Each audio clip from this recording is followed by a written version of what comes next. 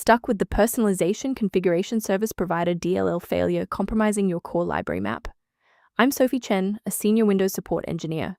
Let's analyze this architectural break and restore your stability. As we look at the manual steps for Personalization Configuration Service Provider, there is also a diagnostic resource for reviewing your overall system health. This is the Personalization Configuration Service Provider, the Microsoft Configuration Service Provider, CSP, library for personalization. It manages the localized background and theme settings for Windows 10 and 11. If corrupted, users will find the Personalization menu in Windows settings is grayed out or reports. Your organization manages these settings. Now that the technicals are covered, let's run the official installer. Personalization CSP is an essential component maintained directly by the operating system.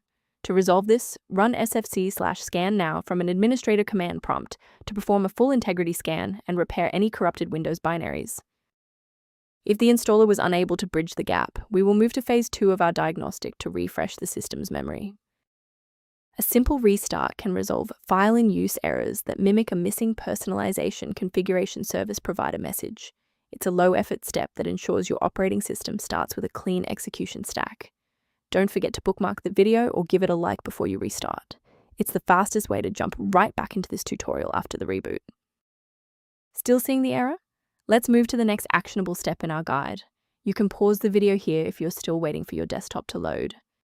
If those core system files are still missing after the restart, we'll use DISM to pull fresh copies from the cloud. First, open Command Prompt as admin. Second, you're going to type DISM /online /cleanup image /restore health, then hit enter. Why are we doing this? Well, this triggers a deep cloud sync to replace corrupted local system manifests with verified master files directly from Microsoft servers. I want to share a quick best practice that will help you avoid security complications in the future. Don't let a small error become a total system rebuild by trying to force install Personalization Configuration Service Provider DLL into directories where it doesn't belong. To ensure your system remains within verified parameters, you might choose to use an authorized maintenance path for ongoing support. If you're managing system alerts or background maintenance tasks, the resource below offers general guidance related to Personalization Configuration Service Provider. If this diagnostic helped you resolve Personalization Configuration Service Provider error, please like the video and subscribe for more technical insights and system stability tips.